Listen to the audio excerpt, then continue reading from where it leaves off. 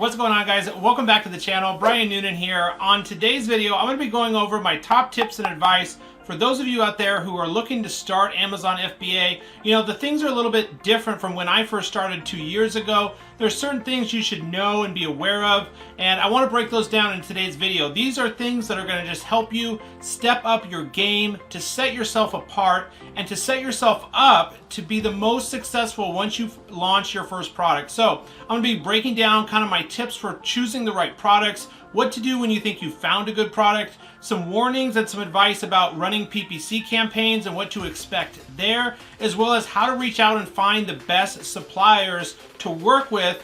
I'll show you that too. So welcome to the channel. If you're new, my name is Brian Noonan. I'm a full-time Amazon FBA seller and mentor. I've been fortunate enough to be able to scale my business to 6 figures per month, as well as help hundreds of my other students become successful Amazon sellers. If you like learning about Amazon FBA and making money online, make sure you go down and give me a thumbs up on the video and subscribe if you're not subscribed already. I choose 1 to 2 new people every single video who are subscribed, like the video, and leave a comment to do surprise one-on-one giveaway call winners. Without any other delay, let's get into today's video. What's going on, guys? Welcome back to the channel. I've been trying to... What's going on, YouTube? Welcome back to the channel. Hey, what's going on, YouTube? Welcome back to the channel.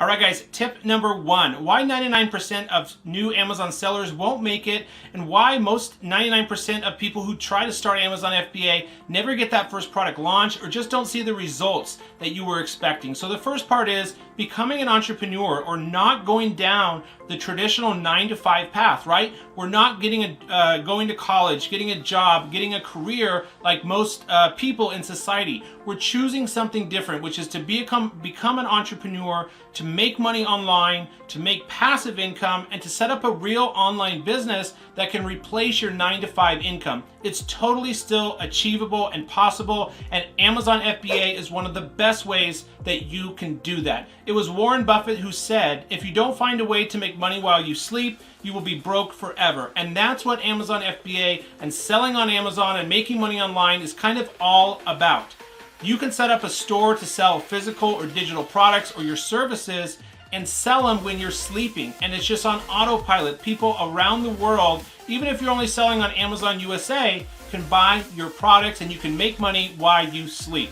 So that's the first part. And if you see me looking over to the left, I'm just making sure I cover everything and I have a few notes. So that's number 1. Number 2, guys, is doing what everyone else is doing. You know, back when I got started 2 years ago, it was starting to be talked about more and more, but it was not possible for you to just find a product and just copy and then launch, copy and paste, and sell the same product as everyone else. That may have worked back in 2012 or 2013, but it just doesn't work now, and you have to be a little more creative. Think of this as starting a real business and brand that you may sell off for hundreds and hundreds of thousands of dollars down the road, a few years down the road. And so you want to be thinking long term, and it's really important that you differentiate yourself and set yourself up for branding your products really well. And I'll show you how to do that and talk a little bit more about that once we get to the listing. Okay, tip number 3, guys, is differentiating your product. And when it's time to set up your listing and to start selling your product, you know, hopefully you found a good product by now. You can check out this video up here for other tips and advice for choosing that first product. But after you think you've found a product, it's time to start reading the negative reviews of your top 3 competitors to find out what customers don't like, what customers are complaining about, what questions are customers having over and over and over on your competitors' listings, and what things can you fix or potentially make way better with your product. If you can do that and do it sort of well, you will make sure you make more sales. Okay, number 1 for the listing part and starting to sell your product on Amazon is thinking to differentiate only by having better photos on your listing. Having better photos is not enough. It's kind of a requirement nowadays that you have professional product photos and a professional photographer do your photos. You should look at your top 3 competitors' listings and check out their first image, their third image, their 4th and 5th and 6th and 7th and 8th and 9th image, and make sure yours look just as good or even better.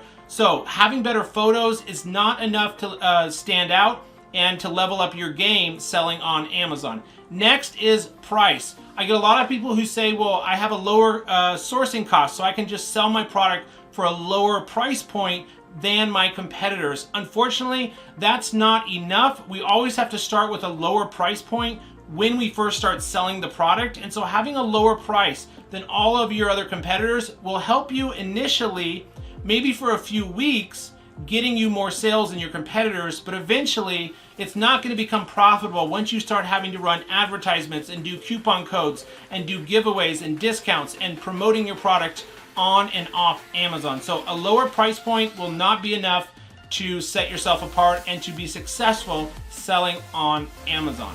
Next one, guys, is bundles. So bundles, I'm kind of for this one and against this one.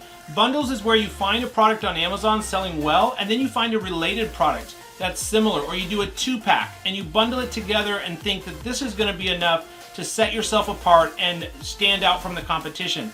While bundles can add value and you can find a way to make bundles work, doing a bundle alone will not be enough to succeed selling on Amazon. If you do a bundle, you can stand out for sure and add value, but you really need to research and understand what is the bundle you're going to put together with the accessories. Is it really needed? And does it speak to your target audience or your customer? Are they searching for that, or do they want that product along with the main product? So you need to be looking into your bundle and the adding product, the product you're going to add with it. Are customers actually searching for it and want it alongside the product, and not just bundling for the sake of bundling to try to stand out or to do a 2-pack. You need to make sure and do your research just to make sure that you see the product you're thinking of bundling, maybe down in the sponsored products related to this one, or even better, customers who bought this product also bought. That is a great section to look in and do research in to understand what products could you potentially bundle with your main product. Next one, guys, is ebooks, including an ebook with your Amazon product. This one has become wildly popular over the last year or two. Creating an ebook on Fiverr, paying somebody to do an ebook, and including an ebook with your product, as that can be very helpful and add value to your customer, it's not enough to stand out and differentiate yourself from all the other sellers on Amazon. So I still have a product where I do include an ebook or a quick start guide, but that's not the only thing I'm relying on to set myself apart and to make sales. Does that make sense? So an ebook would be like a top 10 tips on how to use your product, or a quick start guide to get started. Let's say, for example, you're doing a USB blender, a portable blender. You could include a top 10 recipes on how to make smoothies in your product. And one of the best ways to do this is you can advertise it on the listing, but one of my favorite ways is to direct the customer to a landing page where they give you their email in exchange for getting access to that ebook. That way you build an email list of all your past customers for your future product launches. If you have any questions on that, how to set that up, you can automate that too with an automatic email responder. If you have any questions about that, or a landing page, or including an ebook, go ahead and drop me a comment down below. I'd be happy to answer any questions you may have on that. Next tip, guys, is use emotion or tie into a cause with your product on your listing. What do I mean by use emotion? So yes, when you create your listing and you do your photos, your title, your bullet points, and your description, that's what we're responsible for writing out when we're starting to sell our product. Your product listing is what customers are going to see and buy from your product. And so the listing is incredibly important, that you have awesome photos, a well-optimized title, awesome bullet points, and a good description.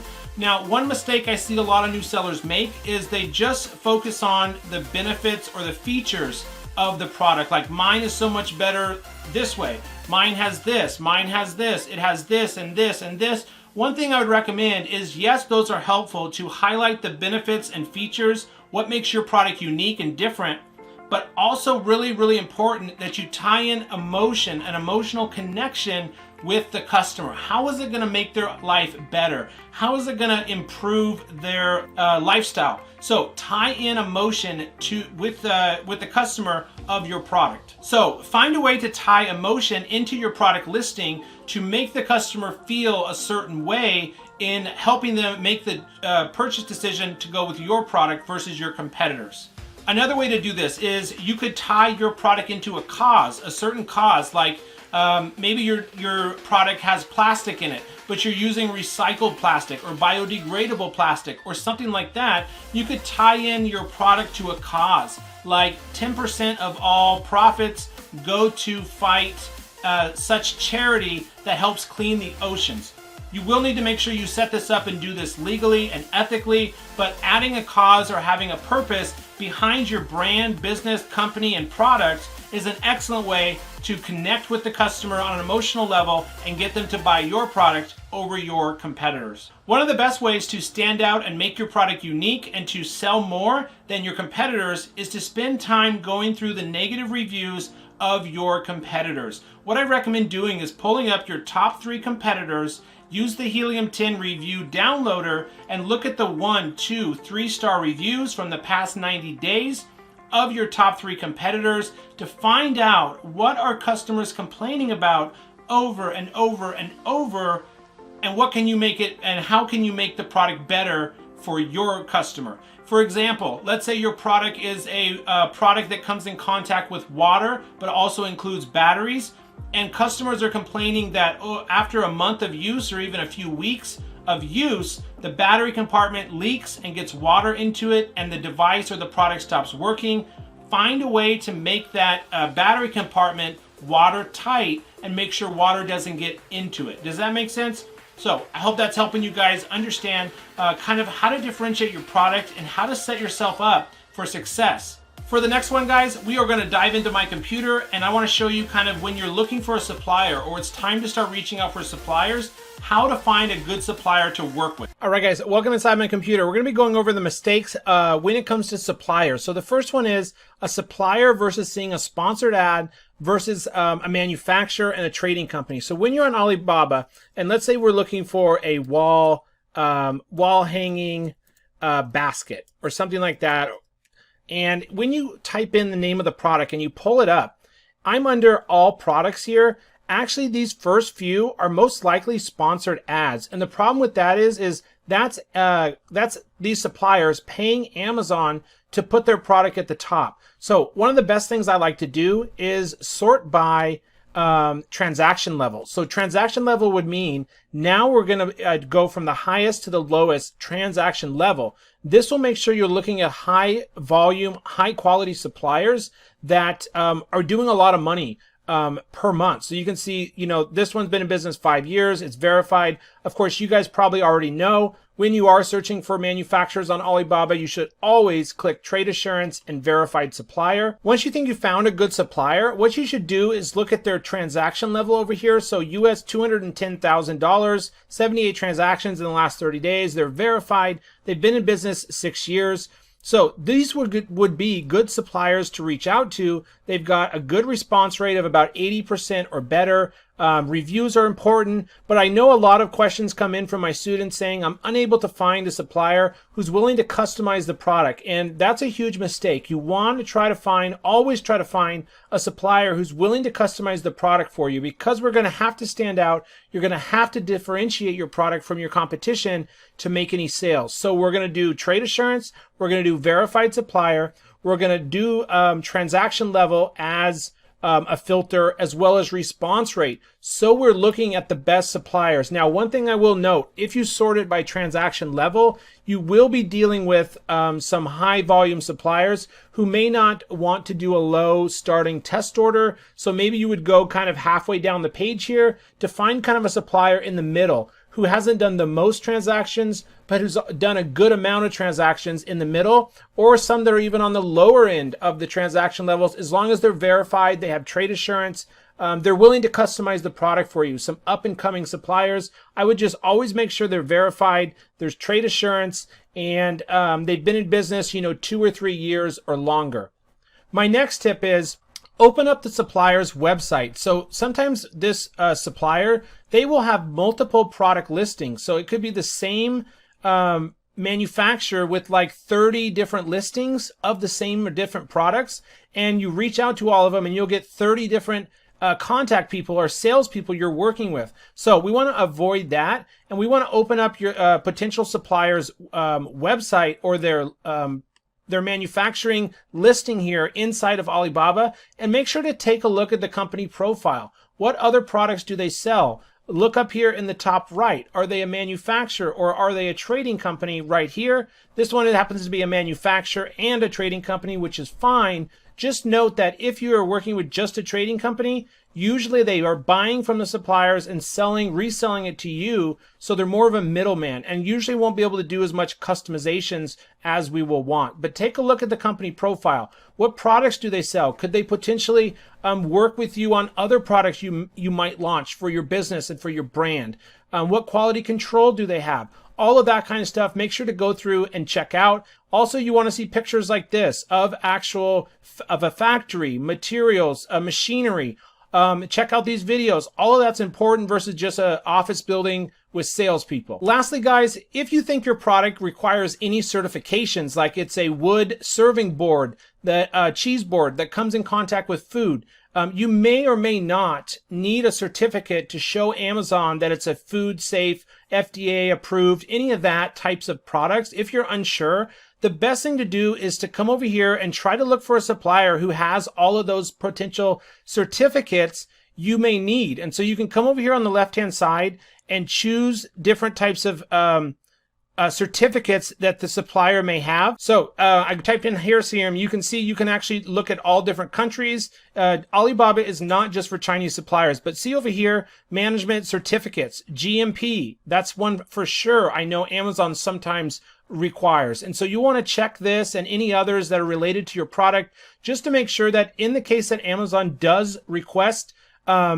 a certificate, your supplier has it. Because if you've already ordered the product or you're working with a supplier and then Amazon wants a certificate and your supplier doesn't have it, it can be a huge issue. So if you think your product has any potential of needing restrictions or approval, you're welcome to leave me a comment down below if you're unsure of which products are restricted. But this is a good thing to do is sort by and select good manufacturing practice or FDA certified or any of those different certificates that Amazon might require. And last, guys, if you guys are looking, want me to do an in-depth supplier tutorial, an Alibaba tutorial on, how to find these best suppliers, what to say when you reach out to them, how to negotiate the best prices, you're welcome to leave me a comment down below saying you'd like an updated supplier video. I'd be happy to do one of those for 2020.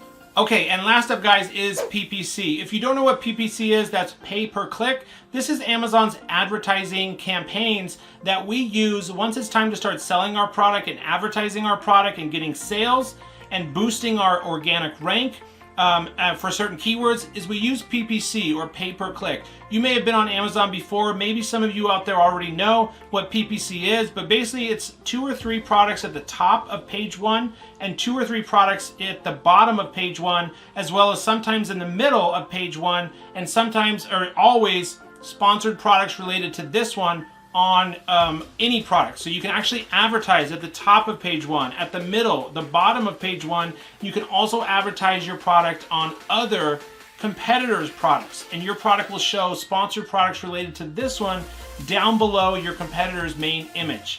So one of the biggest mistakes I see new sellers make with PPC is they waste a lot of money setting up the wrong campaigns or unprofitable campaigns. So number one is wasting a lot of money with PPC. PPC is something you have to be very careful with to make sure you don't burn through a ton of cash. In the very beginning, here's what I recommend, is the sales, or the, not sales, is the keyword or PPC funnel. In the very beginning, one of the biggest mistakes you'll make is not letting your ads run long enough. Only letting your ads run 2 or 3 or 4 days and then trying to optimize them or change them up, it's just not enough data to go off of, and Amazon hasn't collected enough data for us to make any optimization or changes to the placements, the bids, or the keywords or the keyword match type. So you need to let your campaigns run a minimum of 7 to 10 days once you start running PPC campaigns. Next is, I see a lot of new sellers only run like one manual campaign and one automatic campaign.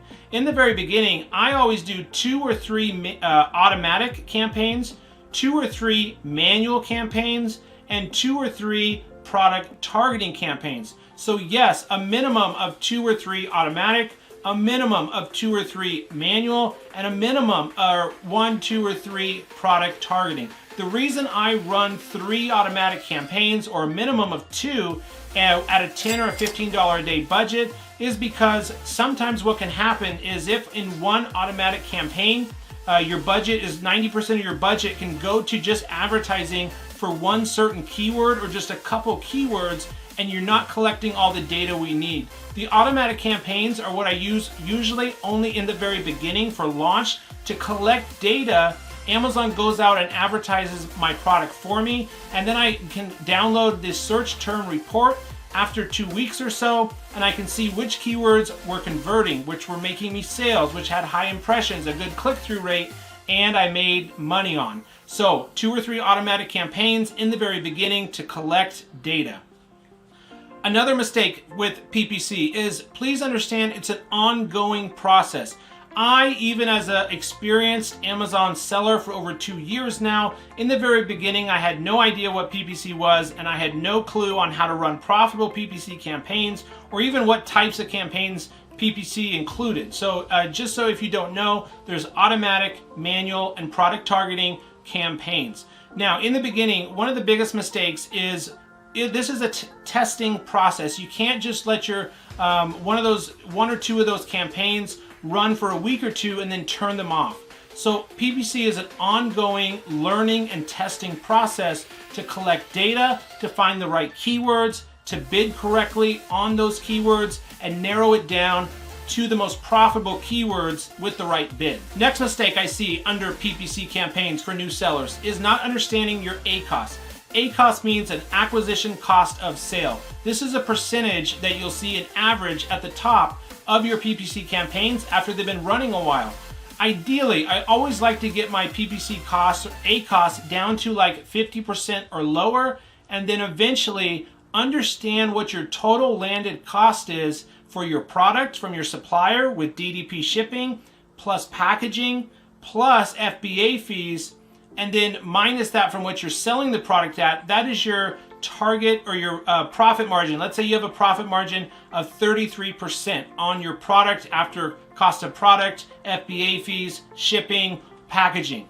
You have a 33% margin. You ideally want to get your ACoS down below 33%, so you're at least breaking even, and then once you can put $1 into PPC and make $2 back, that's essentially a money-making machine that you can scale up and continuously run campaigns that are profitable, that are getting you more sales, that are making you money, all of the above, once you are continuously learning and adapting and optimizing those campaigns. Last, guys, is a PPC funnel. What is a PPC funnel? Basically, a funnel is it starts wide and you have like 25 to 100 keywords at the top of the funnel you're advertising for, and then it gets narrower and narrower and narrower down to where you just have a few campaigns running with a few good, exact match, profitable keywords. So you start in the very beginning advertising, let's say for 50 keywords, you narrow it down to 25, and then you narrow it down to 15, and then you narrow it down to just your top 5 to 10 keywords for exact match, and that is truly where the money is made. But to narrow it down and to find those best keywords, you have to continuously be testing different campaigns, different bidding strategies, different types of campaigns and match types to learn, and then download those PPC campaign reports to learn which keywords are converting best. All right, guys, I hope you enjoyed today's video. Make sure to give me a thumbs up on the video. Subscribe if you're not already to be entered to win a one-on-one mentorship call. Really appreciate all of you watching. I'll see you in the next video. What's going on, guys? Welcome back to the channel. I've been trying. What's going on, YouTube? Welcome back to the channel. Hey, what's going on, YouTube? Welcome back to the channel.